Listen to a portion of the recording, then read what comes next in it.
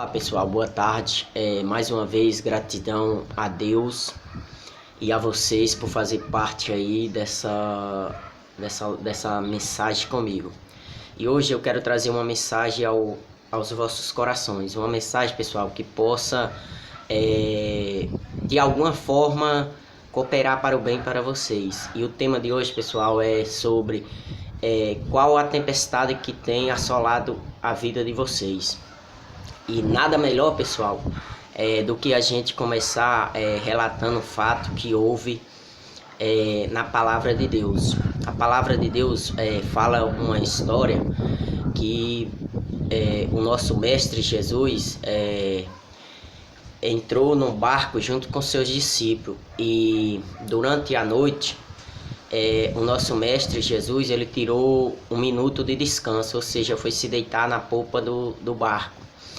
E os discípulos, desesperados, do nada surgiu uma grande tempestade. A tempestade era muito forte, pessoal, e assolava a embarcação, ou seja, jogava ela para um lado e para o outro.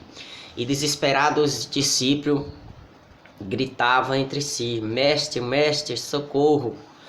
Ou seja, estamos perecendo, acorda! E o Senhor o acordou. Interessante, pessoal, é que em momento algum dessa tempestade o nosso mestre tinha acordado. Mas hoje tem gente que acredita que o nosso mestre ele dorme. Não. O mestre Jesus, ele por ser sábio, inteligente, eu acredito que ele simplesmente estava repousando mesmo o corpo, o seu corpo, porque ele veio aqui para a terra, pessoal. Primeiro de tudo a gente tem que entender o começo da criação. O nosso mestre ele veio para a terra, a palavra diz que ele foi carne como nós, ou seja, ele sentia os mesmos desejos, as mesmas frustrações. O nosso mestre ele chorou, ele sentiu fome, sentiu sede, ele sentiu dor, então ele precisava mesmo descansar. Mas por algum momento, quando o nosso mestre se deitou ali, não quis dizer que o nosso mestre não podia estar vendo aquela tempestade, porque ele era onisciente, ele é onisciente, onipresente e onipotente. Então, qual era a intenção de Jesus em criar aquela tempestade? E antes de eu dizer o porquê, primeiro eu quero dizer que quando Jesus acordou, ele levantou a mão e repreendeu: acalma-te. Ele levantou a mão e disse: acalma-te. E diz a palavra que aquela tempestade, de repente, do nada, o mar ficou manso, quieto, ou seja, ficou tudo parado. E o nosso mestre chega para os discípulos e diz: homens de pequena fé, por que duvidaste? Não temas. Ou seja, qual a tempestade que está te assolando? Nesse momento, pessoal, essa mensagem talvez possa refletir o que vocês estão vivendo ou o que vocês viveram.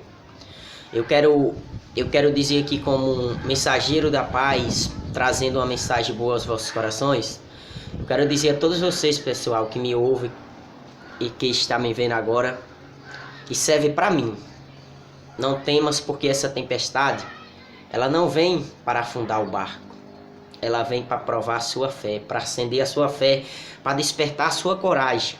Assim foi o motivo daquela situação que houve na palavra. Jesus, o nosso mestre, ele mesmo criava o problema, mas ele mesmo tinha a solução para resolver. Então ele permitiu os discípulos ver aquela situação, pessoal, para ver a atitude deles. O que é interessante é que a primeira atitude dos discípulos foram pedir por socorro, porque acredito eu que antes disso o nosso mestre já tinha ensinado a ele o poder da fé.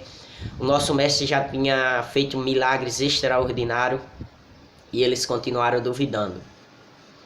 Eles levaram um bom tempo, pessoal, para poder entender realmente o que é fé e realmente como sair de uma tempestade sem precisar brigar com ela. E que essa mensagem, pessoal, vocês que estão me ouvindo, ela possa, de alguma forma, como eu acabei de dizer no começo, retribuir para vocês. Eu não sei qual a tempestade que está passando nesse momento na vida de cada um de vocês, porque até mesmo, pessoal, eu também sou um como vocês. Tenho uma fé pequena, sou sujeito às enfermidades, os problemas, mas eu tenho aprendido uma lição diante de qualquer dificuldade que chega na minha vida. É inevitável. Escute bem o que eu vou dizer aqui. Tem coisas na nossa vida que é inevitável, por mais que você tente, por mais que você preserve, você crie uma barreira de proteção, mas tem coisas que o nosso Criador vai permitir sim, seja dor, seja uma enfermidade, seja uma escassez, uma pobreza, seja uma humilhação, ou seja uma provação. Ele vai permitir sim, pessoal. Agora não é o fim.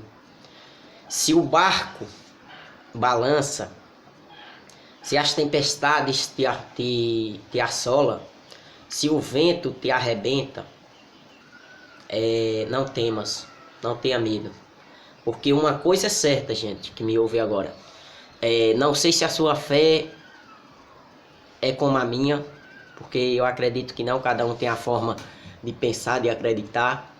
Agora uma coisa eu digo a vocês, do lado de vocês aí o mestre está.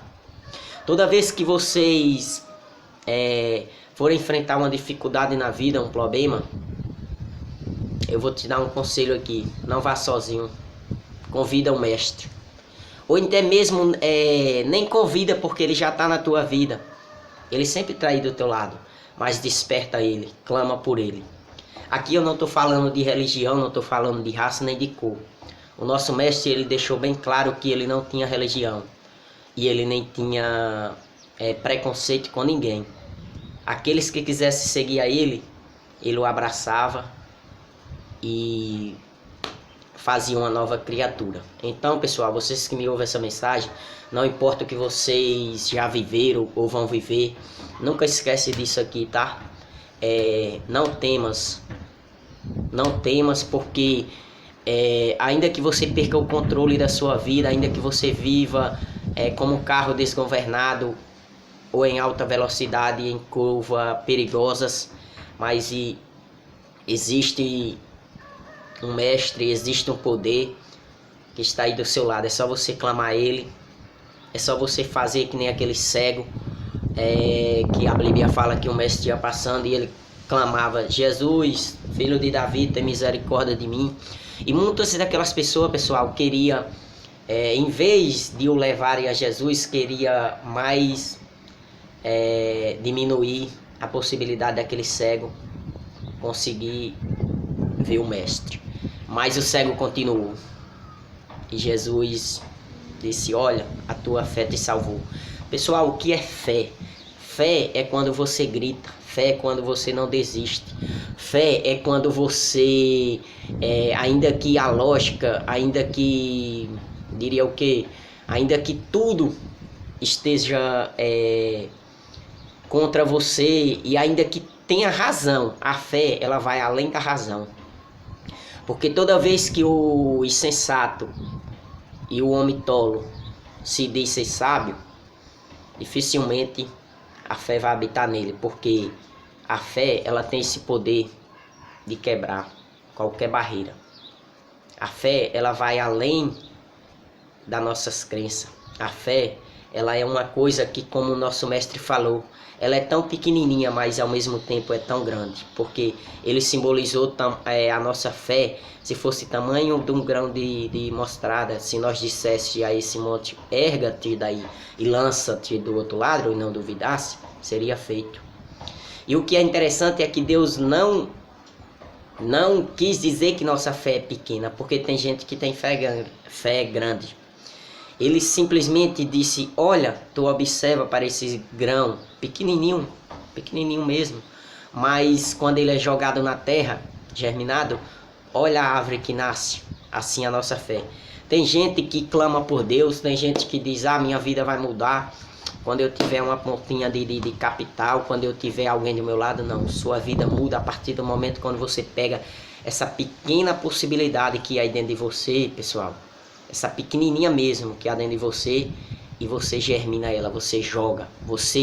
Para você começar ver o sobrenatural na sua vida, na área financeira, na área da saúde, na prosperidade, enfim, em termos gerais, você precisa lançar essa pequena ferramenta chamada fé.